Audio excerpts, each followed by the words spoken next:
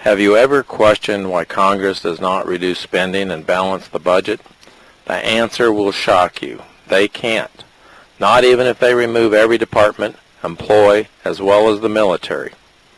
I'm Hal Mason, a retired accountant, and have worked with budgets over 40 years. This February, the White House released the United States budget.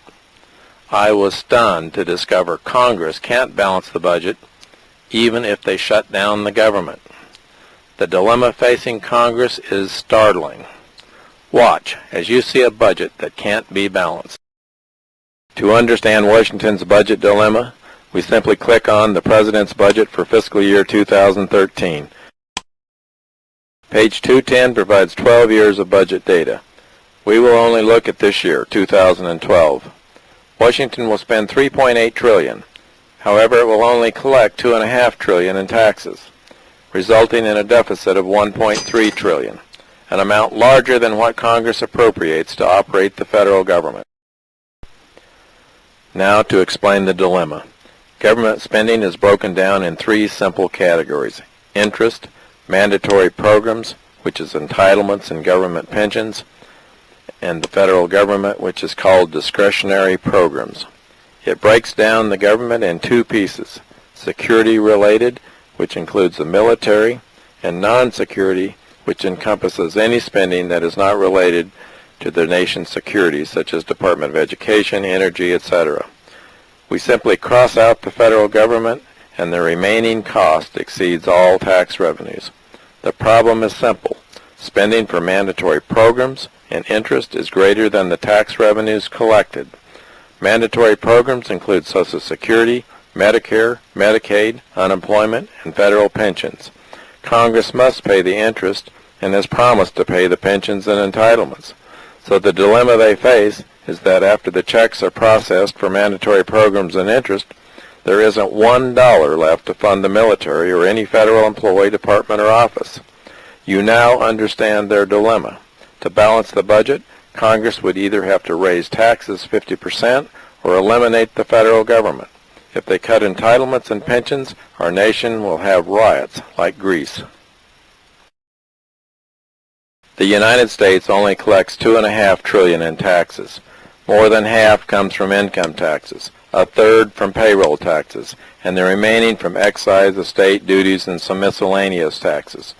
These aren't quite enough to even pay for the interest or the mandatory programs. Selecting Historical Table 7.1 reveals a grave problem: spiraling debt that exceeds 100% of the gross domestic product, a liability that exceeds our nation's annual economy. And as I chart the debt, it reveals Washington's uncontrollable addiction to borrowing. The budget projects this year over $16 trillion debt, and $26 trillion this decade, soaring debt that has the United States on a path identical to Greece. And if you thought Greece was a problem, the United States has 32 times their debt. $16 trillion is 25% of the world's gross domestic product. As Washington is racing toward the cliff, there is no hint of slowing down.